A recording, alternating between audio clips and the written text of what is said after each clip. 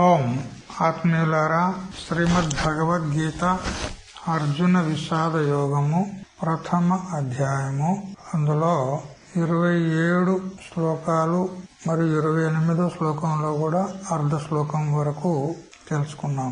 ఇరు సేనల మధ్యలో నా యొక్క రథాన్ని నిలబెట్టు అని అర్జునుడు ఎప్పుడైతే శ్రీకృష్ణ పరమాత్మ చేత అన్నాడో అప్పుడు శ్రీకృష్ణుడు 2 సేనల మధ్యలో రథాన్ని నిలబెట్టి, చూడు, భీష్మ, ద్రోణ మొదలైనటువంటి వీరులు ఎదురుగా నిలబడినారు, కురువంశీయులందరూ కూడా ఎదురుగా ఉన్నారు, చూడు అని ఎప్పుడైతే అన్నాడో అప్పుడు అర్జునుడు అంటున్నాడు. ఇప్పుడు అర్జున ఉవాచ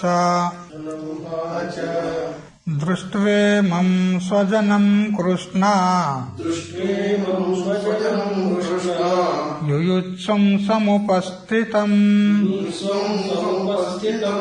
సేదంతి మమ గాత్రాణి ముఖం చ పరిశుష్యతి వేపథుశ్చ శరీరే మే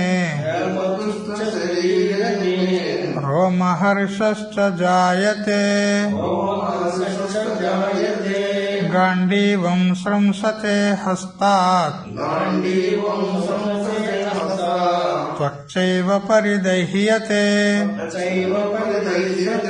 న చ శక్నోమ్యవస్థాతుం భ్రమతీవ చ మే మనః.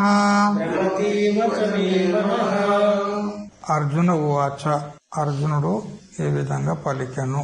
కృష్ణ అంటే, ఓ కృష్ణ, సముపస్థితం, ఇక్కడికి వచ్చి యుద్ధం చేయుటకై నిలబడి ఉన్నటువంటి, యుయుత్సం అంటే యుద్ధం చేయగోరనున్న, ఇమం ఈ స్వజనం అంటే బంధుజనులు ఎవరైతే ఉన్నారో వారిని చూసి, దృష్ట్వా మమ గాత్రాణి నా యొక్క అవయవాలు, స్వీదంతి అంటే బలము ఒడిగిపోయినవి అవుతున్నాయి, మరియు ముఖంచ నా నోరు ఎండిపోతున్నది, మే శరీరే నా యొక్క శరీరంలో, వేపతుహు చ అంటే కంపము కూడా, జాయతే కలుగుతున్నది, మరియు రోమహర్ష చ రోమాంచం కూడా అంటే రోమాలు గగురుపాటు చెందుతున్నవి, జాయతే అంటే కలుగుతున్నది, రోమాంచం కూడా కలుగుతున్నది. ఇంతేకాదు, హస్తాత్ అంటే చేతి నుండి, గాంధీవం గాంధీవం అనేటువంటి ధనుస్సు, స్రంసతే అంటే జారిపోతుంది, త్వక్చైవ అంటే నా యొక్క చర్మం కూడా, పరిదహ్యతే కాలిపోతుంది అంటాడు. మరియు అవస్థాతుంచ నిలబడడానికి కూడా నా శక్నమే నేను సమర్థుడను కాలేకపోతున్నాను. మే నా యొక్క మనః మనస్సు, భ్రమతీవచ అంటే తిరిగిపోతున్నట్లున్నది, నా మనసు గిరిగిరి తిరుగుతుంది అని ఈ విధంగా చెప్తున్నాడు. దీనికి మధుసూదని టీకా చూద్దాము. హే కృష్ణ అన్నాడు. ఇక్కడ కృష్ణ అనే శబ్దము నిరుక్తంలో యాస్కమునుల వారు మరియు శ్రీధర స్వామి కూడా తీసుకున్నాడు ఈ శ్లోకాన్ని. కృషిర్భోవాచక శబ్దో నశ్చ నిర్వృత్తివాచక తయోరైక్యం పరం బ్రహ్మ కృష్ణ ఇత్యభిధీయతే. కృష్ణుడు అంటే మనం అందులో ఆ అక్షరాలను విడదీద్దాం.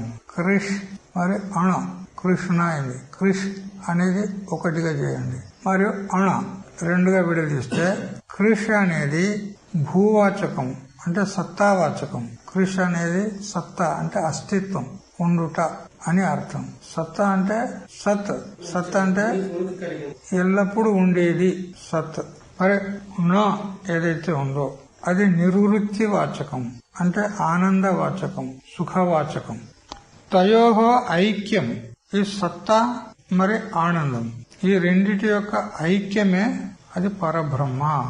పరబ్రహ్మ యొక్క స్వరూపమేటి, స్వరూప లక్షణం తైత్తరీయ ఉపనిషత్తులో సత్యం జ్ఞానమనంతం బ్రహ్మ అని ఈ విధంగా చెప్పింది. బ్రహ్మం ఎలాంటిది అంటే సద్రూపము మరియు జ్ఞాన రూపము మరియు ఆనంద రూపం. ఇక్కడ సత్ ఆనందాన్ని తీసుకున్నాడు, ఉపలక్షణంగా జ్ఞానం కూడా తీసుకోవాలి.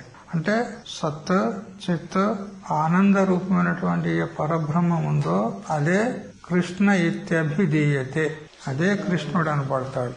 సచ్చిదానంద పరబ్రహ్మమే కృష్ణుడు అని నిరుక్తకారులు చెప్పినారు. మరొక చోట కూడా కృష్ణ శబ్దానికి ఈ విధంగా అర్థం చెప్పబడింది. కర్షతి పాపాని శరణాగతానాం కృష్ణ. కృష్ణ పరమాత్మకు ఎవరైతే శరణాగతులైతారో వారి యొక్క పాపాలన్నిటిని కూడా ఆకర్షిస్తాడు, అంటే తొలగదీస్తాడు, పాపాలన్నీ పోగొడతాడు అని ఈ అర్థం కూడా ఉంది. కృష్ణేతి మంగళం నామ యస్య వాచి ప్రవర్తతే భస్మీ భవంతి రాజేంద్ర మహాపాతక కోటయ. కృష్ణ అనబడు శబ్దం ఇది చాలా మంగళవాచకము అని. ఎవరి యొక్క వాచి అంటే వాణియందు కృష్ణ అనే శబ్దం ఉచ్చరింపబడుతుందో అటువంటి వాణి యొక్క కోట్ల కొద్ది పాపాలు కూడా భస్మీభూతమై అయిపోతాయని చెప్పారు. అందుకని కృష్ణుడు అని అంటే తనను ఆశ్రయించినటువంటి శరణాగతి పొందినటువంటి భక్తుల యొక్క పాపాలన్నింటినీ దుఃఖాలన్నింటినీ కూడా ఆకర్షించేవాడు, అంటే పోగొట్టేవాడు అని అర్థం. ఈ విధంగా హే కృష్ణ అని అర్జునుడు సంబోధిస్తూ ఇమం స్వజనం ఆత్మీయం బంధువర్గం యుద్ధేచ్ఛుం యుద్ధ భూమౌ చ ఉపస్థితం దృష్ట్వా స్థితస్య మమ పశ్యతో మమ ఇత్యర్థః. హే కృష్ణ, ఈ ఇరు సేనల మధ్యలో ఉండి నేను రెండు సైన్యాల్లో ఉన్నటువంటి నా బంధువర్గాన్ని స్వజన ఆత్మీయం, వీళ్ళంతా ఎవరు? స్వజనులు, పరాయి వాళ్ళు కాదు. వీళ్ళంతా ఆత్మీయులు, అంతా నా వాళ్ళే, పరాయి వాళ్ళు ఎవరు లేరు. నా యొక్క బంధువర్గం, వీళ్ళంతా నా బంధువర్గం ఉన్నారు. వీళ్ళంతా యుద్ధేచ్ఛుం అంటే యుద్ధ భూమౌచ యుద్ధం కర్తుం ఇచ్చవః, ఈ యుద్ధ భూమిలోకి వచ్చి యుద్ధాన్ని చెయ్యాలని ఇచ్చ చేత వచ్చి ఉపస్థితం అంటే నిలబడినటువంటి వారిని దృష్ట్వా వాళ్ళందరినీ చూసి స్థితస్య మమ పశ్యతో మమ ఇచ్చ, వాళ్ళందరినీ చూసి ఇక్కడ ఉన్నటువంటి నాలో ఏమి జరుగుతుంది చెప్తున్నా విను. అంగాన్ని వ్యథంతే, నా యొక్క అవయవాలు గాత్రాణి కదా, సీదంతి మమ గాత్రాణి అన్నాడు. నా అవయవాలన్నీ కూడా వణికిపోతున్నాయి, కాలు చేతులు వణికిపోతున్నాయి. ముఖంచ పరిశుష్యతి, నా నోరు ఎండిపోతుంది. అయితే నోరు ఎండిపోవడం అనేది ఎక్కువగా శ్రమ చేస్తే కూడా నోరు ఎండిపోతుంది, కానీ అట్లా కాదంటాడు ఇక్కడ. శ్రమాది నిమిత్త శోష అపేక్షయా అతిశయ కథనాయ సర్వతో భావ వాచి పరిశబ్ద ప్రయోగ. శుష్యతి అనక పరిశుష్యతి అన్నాడు. ముఖంచ పరిశుష్యతి, పరి ఉపసర్గ, శుష్యతి అనేది ధాతువు. అంటే లెస్సగా ఎండిపోతుంది. శ్రమ వల్ల నోరు ఎండిపోవడం లే, వాళ్ళని చూసి మోహగ్రస్తుడయ్యండు. వాళ్ళందరిని చూసేసరికి అయ్యో వీళ్ళంతా నావారే కదా, వీళ్ళని చంపి నేను ఏం సాధించేది ఉన్నది, అలా అంత పూజ్యులు ఆదరణీయులు వందనీయులు ఉన్నారు, వారిని నేను చంపడమా, చాచా ఈ హింసాకాండ నేను చెయ్యను అని భయపడిపోయి మొత్తం ఒళ్ళంతా కంపించిపోయింది, నోరు ఎండిపోతుంది. వేపతుహు అంటే కంపమానం అవుతుంది, శరీరం అంతా వణికిపోతుంది. రోమహర్ష, రోమాలన్నీ కూడా పులకితమైపోతున్నాయి. అయితే రోమాలు పులకరించేది రెండు తీరులో ఉంటాయి. ఆనందం చేత కూడా రోమాలు నిక్కబుడుచుకుంటాయి, పులకరించిపోతాయి. మరి భయం చేత కూడా బుద్ధి పనిచేయదు కదా, మొత్తం రోమాలన్నీ ఇట్లా నిక్కబుడుచుకొని గగురుపాటు పొందుతాయి, గగురుపాటు కలుగుతుంది. ఇక చేతిలో నుంచి గాంధీవ భ్రంశేన అధైర్య లక్షణం, చేతిలో నుంచి గాంధీవం జారిపోతుంది అని అంటే దాని చిహ్నం ఏమిటి? అధైర్యం. ధైర్యాన్ని కోల్పోయినాడు, ధైర్యాన్ని కోల్పోయి చేతుల నుంచి గాంధీవం జారిపోతుంది. దౌర్బల్యం త్వక్ పరిదాహేన చ అంతః సంతాపో దర్శిత.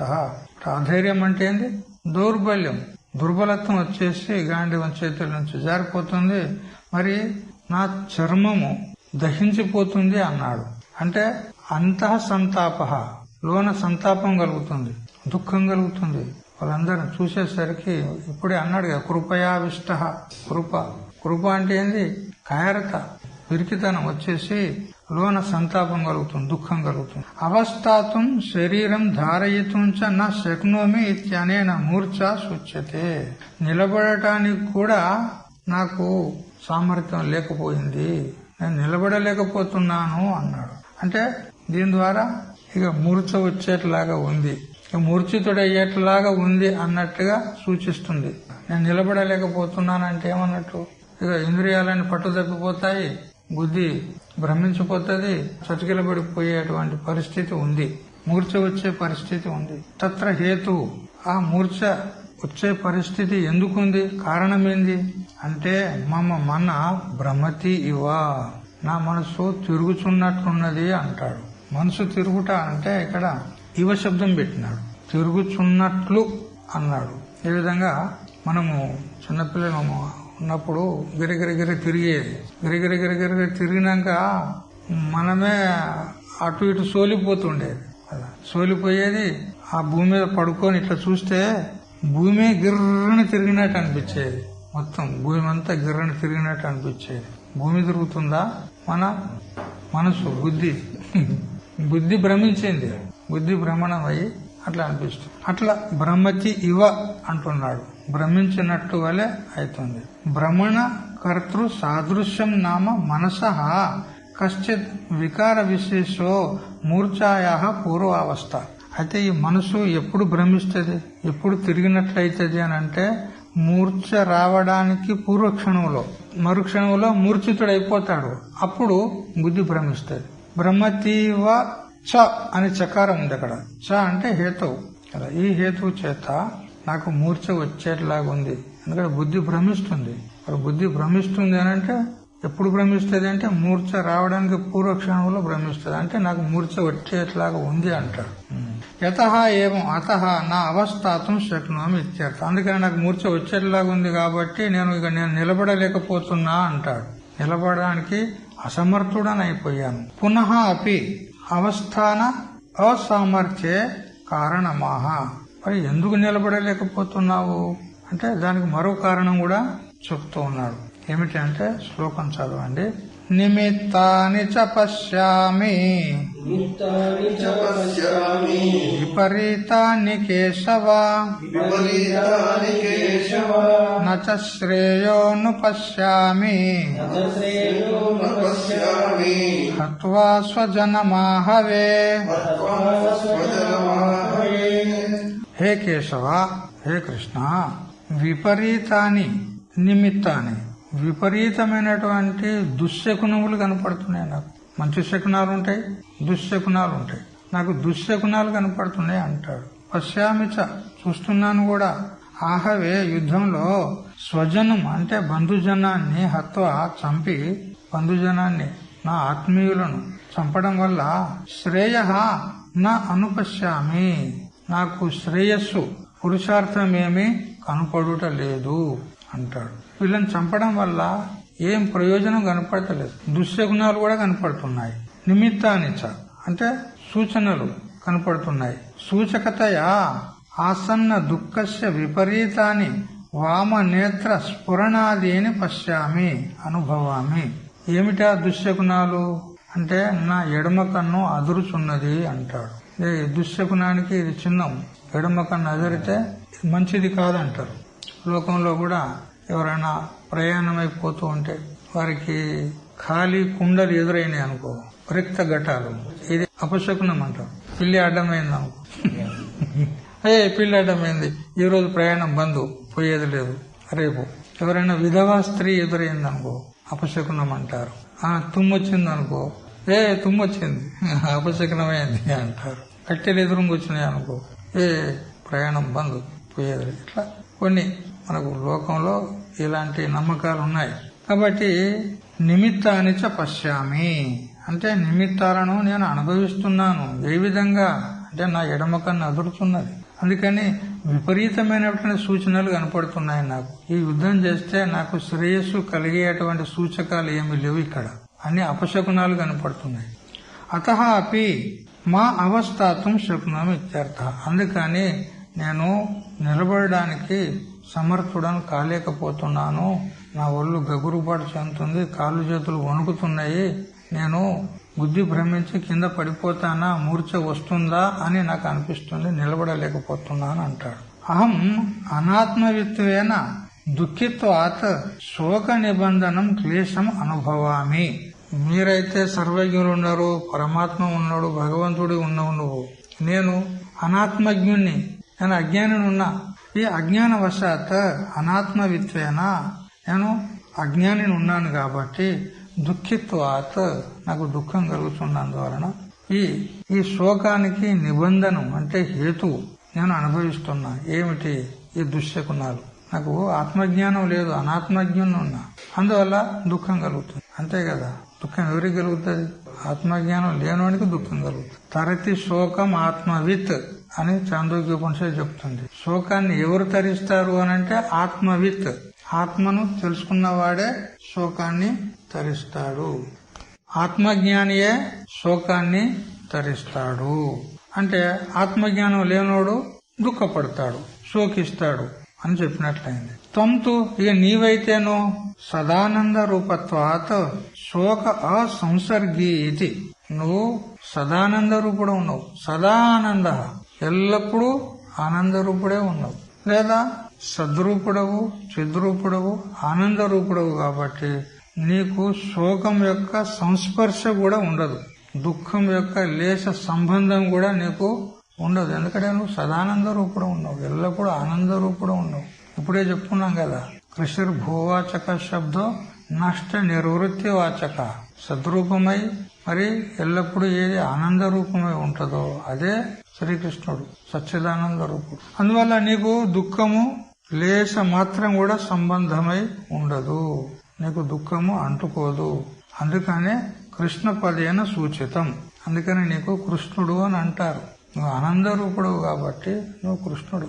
అతః స్వజన దర్శనే, అందువల్ల స్వజన దర్శనం అంటే ఆత్మీయులు, బంధువర్గాన్ని చూడడం అనేది నువ్వు కూడా చూస్తున్నావు, నేను కూడా చూస్తున్నా, ఇద్దరం చూస్తున్నాం. తుల్య అపి శోక అసంసర్గిత్వ లక్షణాత్ విశేషాత్ త్వం మాం అశోకం కురు ఇది భావః. మన ఇద్దరము బంధువర్గాన్ని చూస్తూ ఉన్నాం. ఎందుకంటే నీకు బంధువులే, నాకు బంధువులే, ఇక్కడ ఉన్న వాళ్ళందరూ కూడా. నువ్వు చూస్తున్నావు, నేను చూస్తున్నా, కానీ నీకు శోక సంస్పర్శ ఉండదు, నీకు దుఃఖ సంబంధము ఉండదు.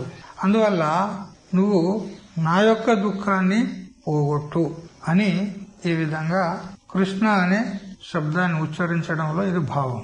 నీకు దుఃఖ సంబంధం లేదు, నువ్వు ఆనంద రూపుడు కాబట్టి నా యొక్క దుఃఖాన్ని పోగొట్టి నాకు ప్రసన్నతను చేకూర్చు, నాకు సుఖమును చేకూర్చు అని ఈ విధంగా అర్జునుని యొక్క భావం. ఇక నిమిత్తానిచ కేశవ అన్నాడు కదా. కేశవపదేనచ తత్కరణ సామర్థ్యం కో బ్రహ్మ సృష్టికర్త ఈశో రుద్ర సంహర్త తౌ వాతి అనుకంపతయా గచ్చతి ఇది తత్ వ్యుత్పత్తే. ఇక కేశవ అనేటువంటి శబ్దానికి అర్థము హరివంశ పురాణంలో ఈ విధంగా ఉంది.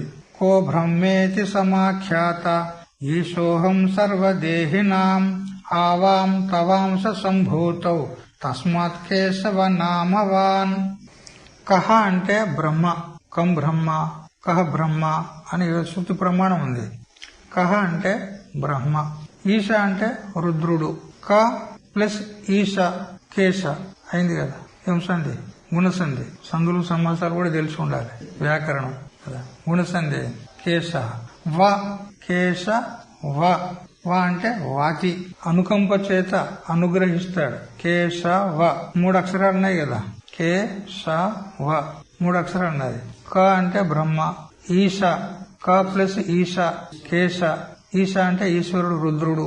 వీళ్ళిద్దరిని వ అంటే అనుకంప చేత వారిని అనుగ్రహిస్తాడు అని కేశవ అనే పదానికి అర్థం. కేశం వాతి కేశవ అంటే బ్రహ్మను మరియు ఈశ్వరుణ్ణి అనుకంప చేత అనుగ్రహిస్తాడు. ఎందుకంటే బ్రహ్మదేవుడు ఎన్నోసార్లు విష్ణుమూర్తి దగ్గరకు వచ్చి ప్రార్థన చేశాడు లోకం గురించి. అప్పుడు ఆయన ప్రార్థన మేరకు లోకాన్ని రక్షించాడు, అతన్ని అనుగ్రహించినాడు. భూదేవి పోయి బ్రహ్మదేవుని దగ్గర మొరబెట్టుకుంటాడు, బ్రహ్మదేవుడు పోయి విష్ణుదేవుని దగ్గర మొరబెట్టుకుంటాడు. ఆ విష్ణుదేవుడు బ్రహ్మను అనుగ్రహిస్తాడు. ఇక శివుణ్ణి కూడా అనుగ్రహిస్తాడు ఒక్కోసారి. ఎందుకంటే శివుడు బోలా శంకరుడు. బోలా రాక్షసులు వాళ్ళు ఏ వరం అడిగినా ఇచ్చేస్తాడు, తథాస్తు అంటాడు. వెనక ముందు విచారం చేయడు, మరి ఇది నాకే తిరిగి వస్తుందేమో అని విచారం చేయడు. భస్మాసురునికి ఏం చేసిండు, వాడు తపస్సు చేసి ఏమని కోరిండు, నేను ఎవరి నెత్తి మీద చేయబెడితే వాళ్ళు భస్మం కావాలి, మన పేరే భస్మాసురుడు. తథాస్తు అన్నాడు. విచారం చేసిండా ఏమన్నా శంకరుడు? విచారం చేయలే. వాడు దుర్మార్గుడు. వాడేం చేసిండు, నువ్వైతే నాకు ఆశీర్వాదం ఇచ్చినవు, వరం ఇచ్చినవు, మరి ఇది ప్రాక్టికల్ గా చూడాలి కదా, మీరు ఇచ్చింది ఇది కార్యాన్వితం అవుతుందా కాదా, మీ వరం చూద్దాం అని ఆ శివుని నెత్తి మీదనే చేతులు పెట్టడానికి వాడు వస్తుండు. ఇక చూడు,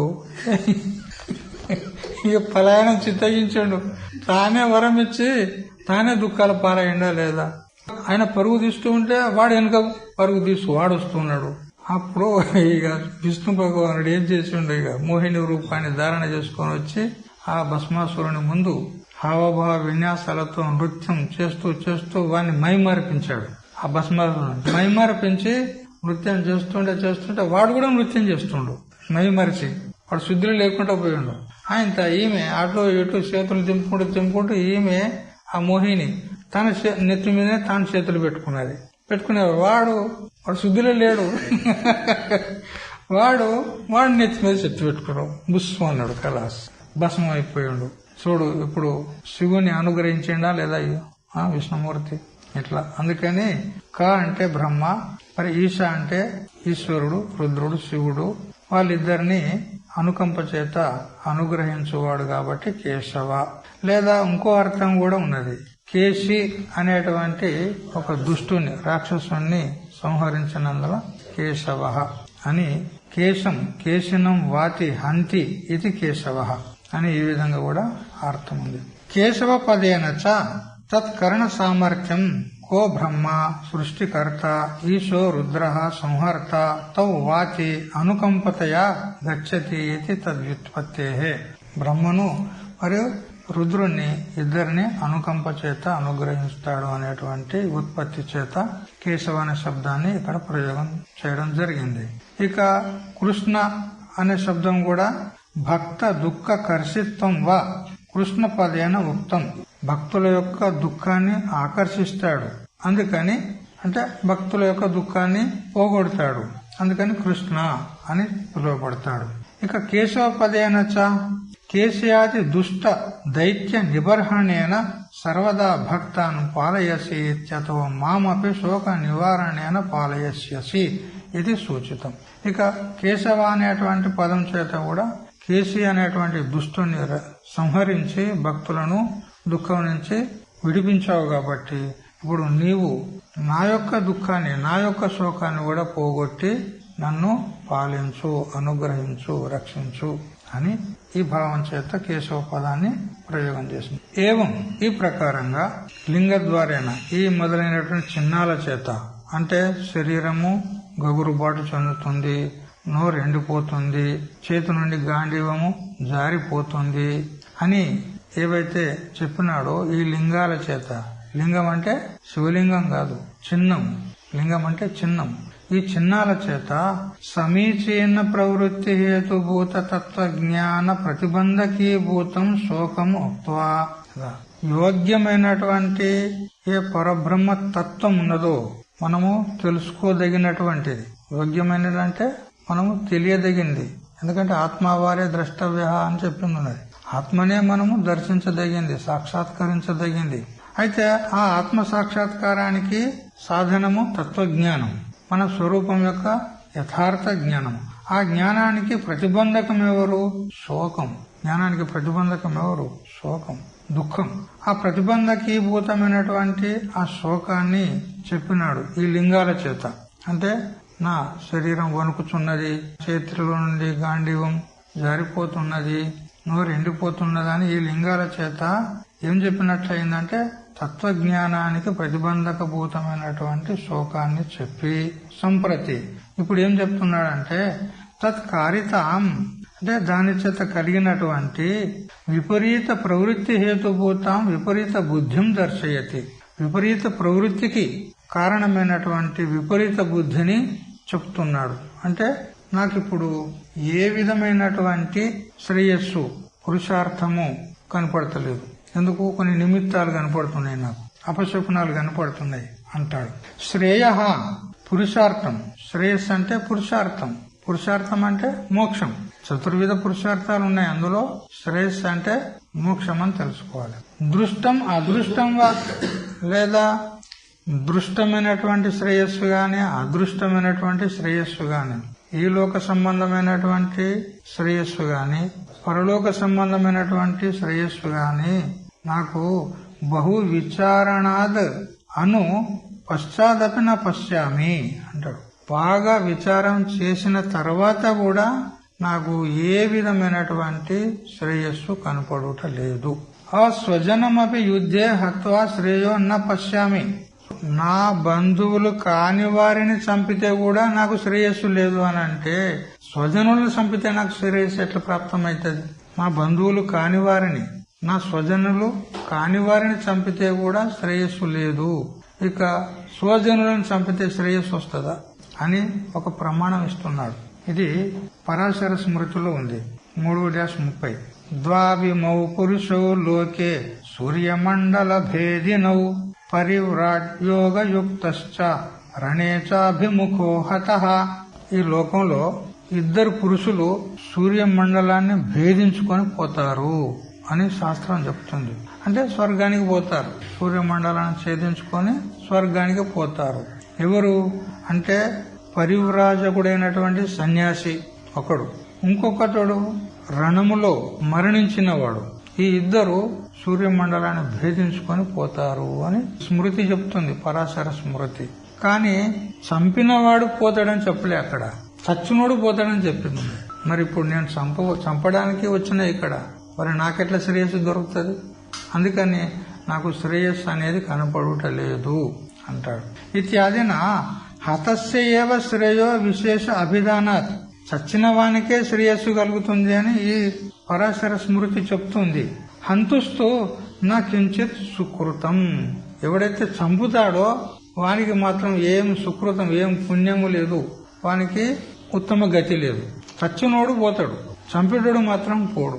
అందుకని నేను చంపా వీళ్ళని అంటాడు. ఏమం అస్వజన వధే అపి శ్రేయస అభావే.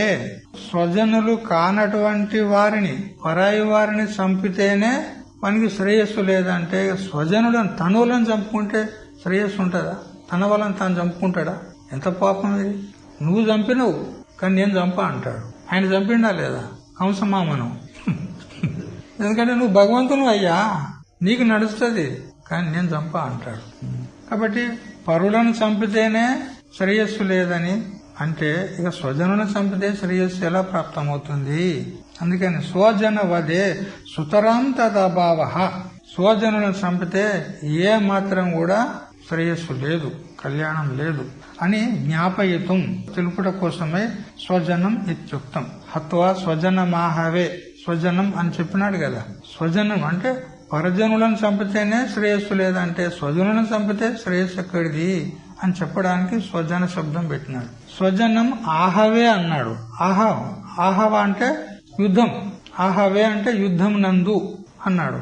అంటే యుద్ధానికంటే బయట పరత్ర వేరే చోట చంపితే వానికి శ్రేయస్సు లేదు, కానీ యుద్ధంలో చంపితే శ్రేయస్సు ఉంటది కదా అని ఎవరనంటే, లేదు లేదు, యుద్ధంలో చంపినా గాని స్వజనులను చంపితే వాని కళ్యాణం లేదు, వానికి శ్రేయస్సు లేదు అని చెప్పినాడు ఇక్కడ ఆహవే అనే శబ్దం చేత. సరే, ఇప్పుడు 32వ శ్లోకానికి అవతారిక చూద్దాము. నన్ను మా బూధ అదృష్టం ప్రయోజనం. ఏమయ్యా అర్జున, నువ్వు బాగానే శాస్త్రాలు బాగానే చదివిన, ఎందుకంటే ద్రోణాచార్యుని దగ్గర చదివిండు కదా బాగానే, అన్ని శాస్త్ర ప్రమాణాలు ఇస్తున్నాడు, నువ్వు బాగానే చెప్తున్నావు. సరే, మా బూధ అదృష్టం, పరలోక సంబంధమైనటువంటి శ్రేయస్సు నీకు ప్రాప్తం కాకుంటే కాకుండుగాక. యుద్ధంలో స్వజనులను చంపితే పరలోక భోగాలు దొరకవు, పరలోక శ్రేయస్సు లేదు. అయినా గాని మాబూద్ అదృష్టం ప్రయోజనం, అదృష్ట ప్రయోజనం లేకుంటే లేకుండుగాక. కానీ దృష్ట ప్రయోజనాన్ని దృష్ట ప్రయోజనాలు అంటే ప్రత్యక్ష ప్రయోజనాలు ఏంటేంటి? విజయము, రాజ్యము, సుఖానిచ, ఇవన్నీ ఉన్నాయి కదా. ఇప్పుడు నువ్వు యుద్ధం లోపల గెలిచినట్లయితే నీకు విజయం ప్రాప్తమవుతుంది, మరి రాజ్యం ప్రాప్తమవుతుంది, మరి రాజ్య భోగాలు ప్రాప్తమవుతాయి. ఇవి దృష్ట ఫలాలు, ఈ లోక సంబంధమైనటువంటి భోగాలు ఇవి ప్రాప్తమైతాయి కదా.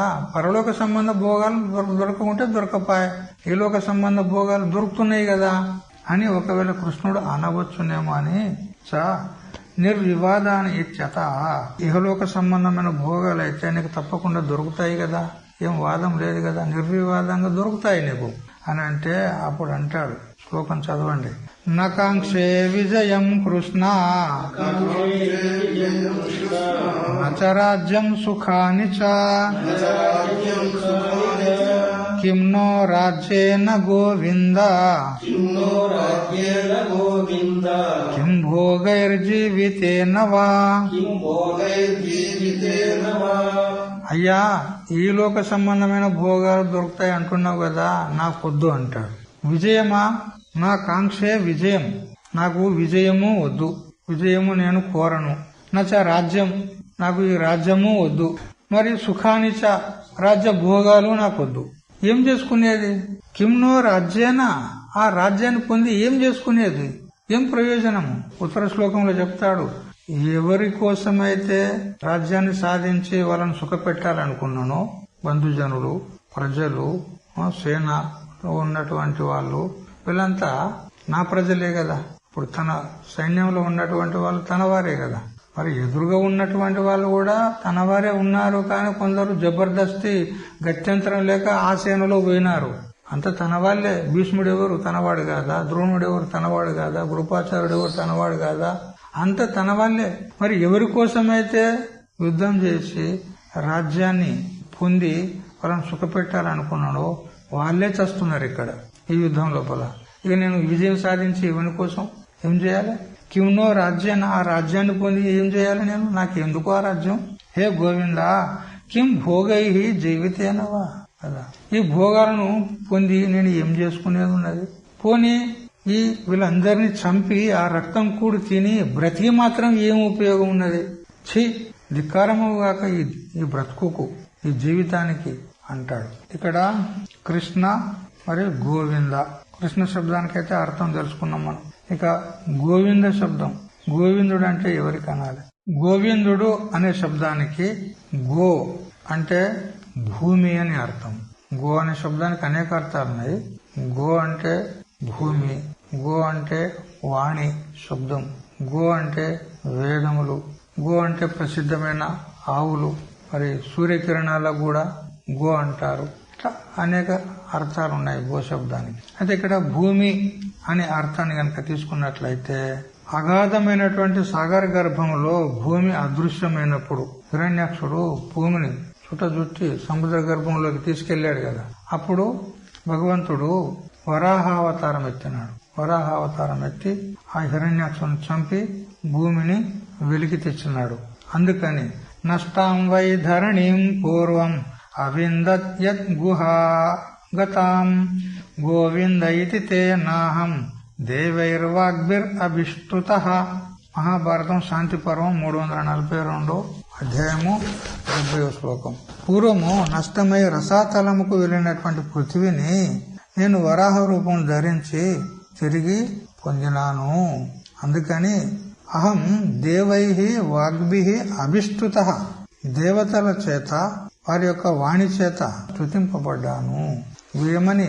గోవిందుడవని. భూమిని మళ్లీ తిరిగి పొందినాడు, అందుకని గోవిందుడు అని చెప్పబడ్డాడు. ఇక మరొక ప్రమాణం హరివంశ పురాణంలో 2-19-45లో అహం కిలేంద్రో దేవానాం తం గవామింద్రతాం గతః గోవింద ఇతి లోకాస్త్వం స్తోష్యంతి భువి శాశ్వతం.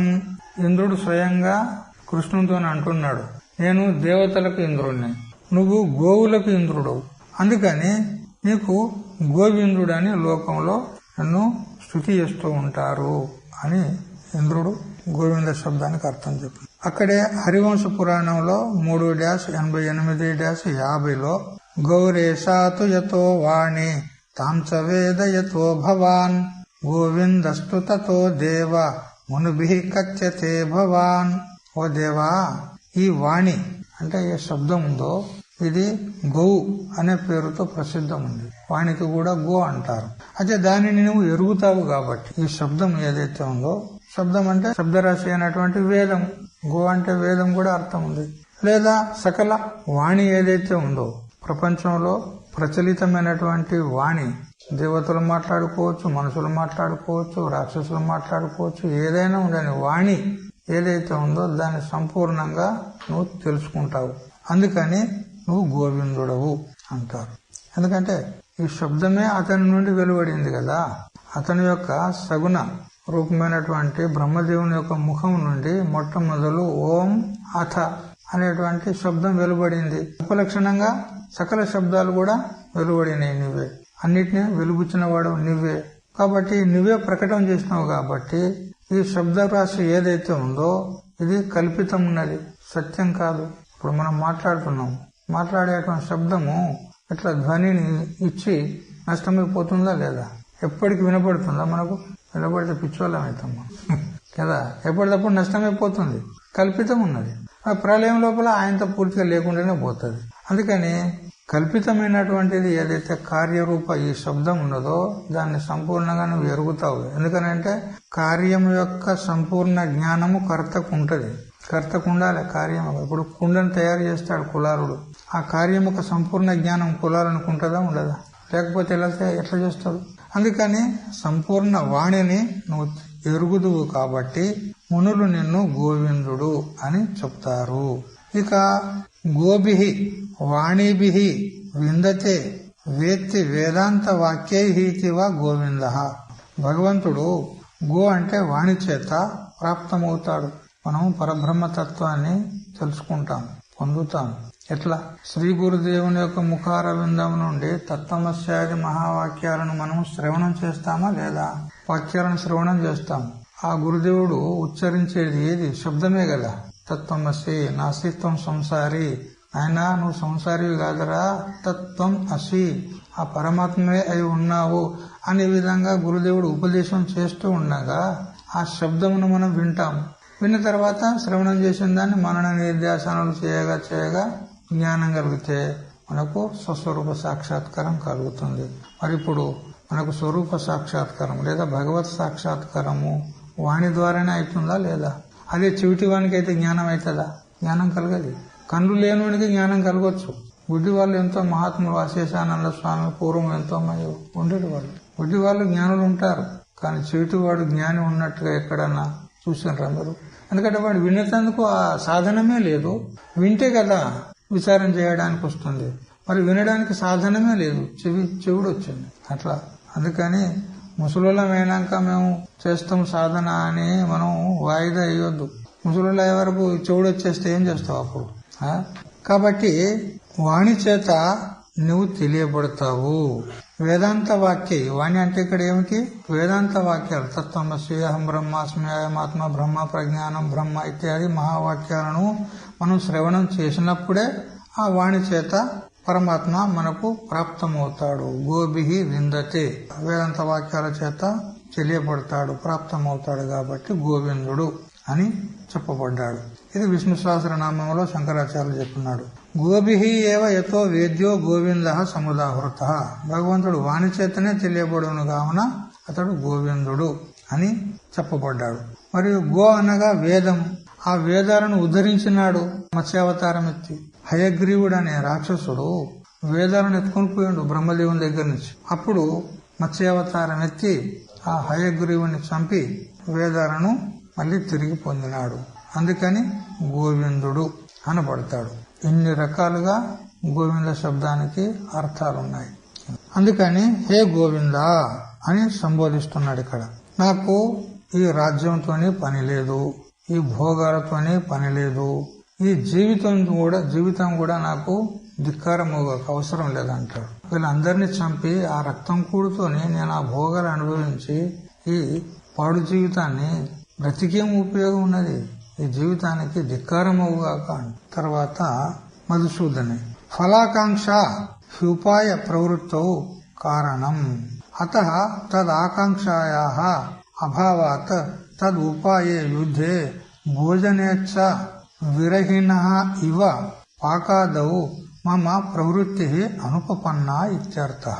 ఫలకామన చేత ప్రవృత్తి కావచ్చు కదా, ఎందుకంటే లోకంలో ప్రయోజనాన్ని అపేక్షించే ప్రతివాడు కూడా ఆయా పనులలో ఆయా కర్మల్లో వాళ్ళు ప్రవృత్తులవుతారు.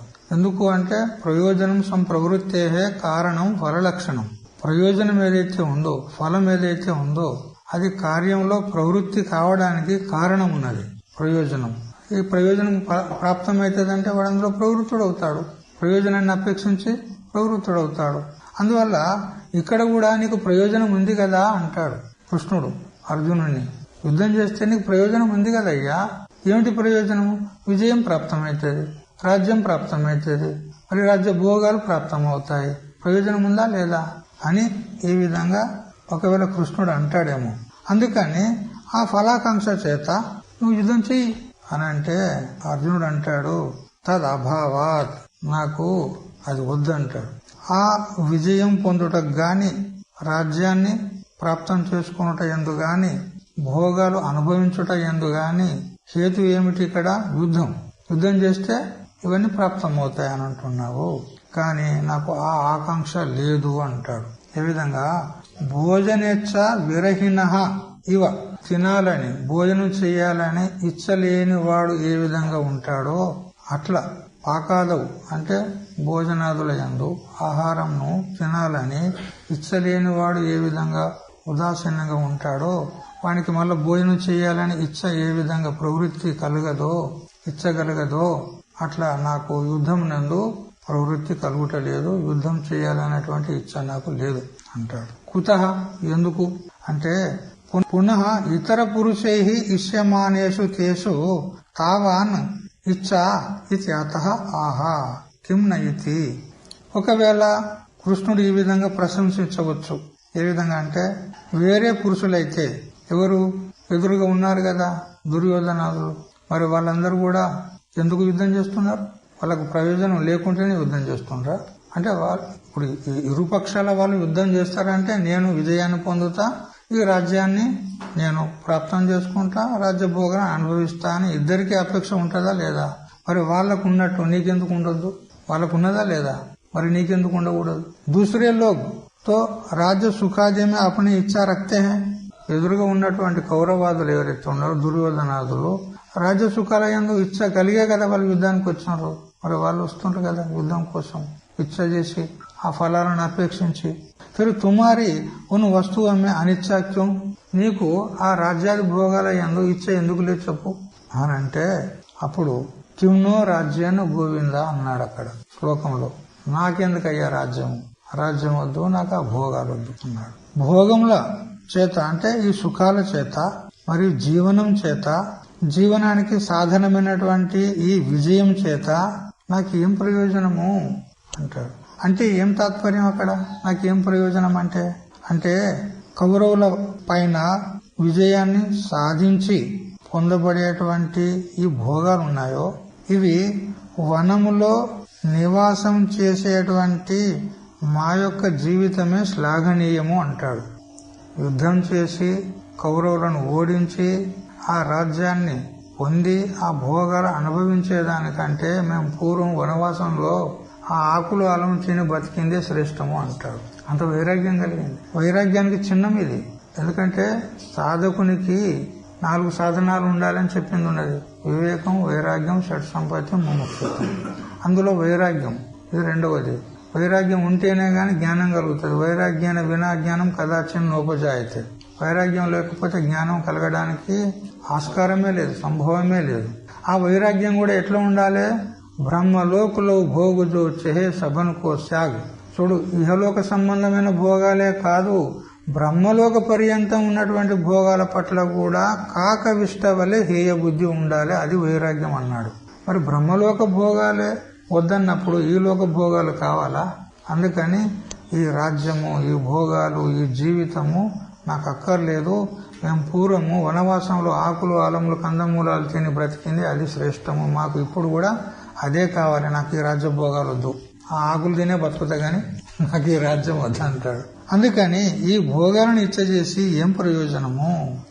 ఈ విధంగా చెప్తూ గోవింద శబ్దానికి కూడా అర్థం చెప్తున్నాడు ఇక్కడ మధుసూదన స్వామీజీ. గో శబ్ద వాచ్యాన్ని ఇంద్రియాని అధిష్టానతయా నిత్యం ప్రాప్త త్వమేవ మమ ఐహిక ఫల విరాగం జానాసి ఇది సూచయన్ సంబోధయతి గోవిందయతి. గో అంటే ఇంద్రియాలు అని కూడా ఒక అర్థం ఉంది. గో అంటే ఇంద్రియాలు, దశ ఇంద్రియాలనే కదా, పంచ కర్మేంద్రియాలు, పంచ జ్ఞానేంద్రియాలు. ఆ ఇంద్రియాలకు అధిష్టాన రూపంలో నువ్వు నిత్యం ఉండి వాటిని ప్రేరేపిస్తున్నావు. అటువంటి గోవిందుడు అయినటువంటి నీవు నాకు ఇహలోక సంబంధమైనటువంటి వైరాగ్యం ఉందని నువ్వు తెలుసుకోగలవు. ఎందుకంటే గోవిందుడు ఎవరు? ఇంద్రియాలకు అధిష్టానం. మరి ఇంద్రియాలకు అధిష్టాత ఎక్కడుంటాడు? ఈ శరీరంలోనే ఉంటాడు. మరి శరీరంలో ఉన్నటి నువ్వు నా హృదయంలో, నా అంతఃకరణంలో ఏం భావన ఉందో అది నువ్వు తెలుసుకోలేవా? ఇక్కడనే ఉన్నావు కదా. అంతఃకరణానికి సాక్షి రూపంలో, ఇంద్రియాలకు అధిష్టాన రూపంలో, సంపూర్ణ ఈ స్థూల సూక్ష్మ కారణ శరీరాలకు అధిష్టాన రూపంలో ఉన్నావు. ఇక్కడే ఉన్నావు కదా నువ్వు. మరి నీకు తెలియదా నాకు ఈ రాజ్యభోగాల యందు ఇచ్చలేదని, వాటి పట్ల వైరాగ్యం ఉందని నీకు తెలియదా? అందుకని ఏ గోవిందా నాకు ఈ రాజ్యము వద్దు, విజయము వద్దు, రాజ్యభోగాలు వద్దు అని 32 శ్లోకాల పర్యంతం తెలుసుకున్నాము. తర్వాతి విషయం రేపు తెలుసుకుందాం. హరి ఓం తత్సత్. ఓం సహనావతు సహనౌ భునక్తు సహ వీర్యం కరవావహై తేజస్వినావధీతమస్తు మా విద్విషావహై. ఓం శాంతి శాంతి శాంతి.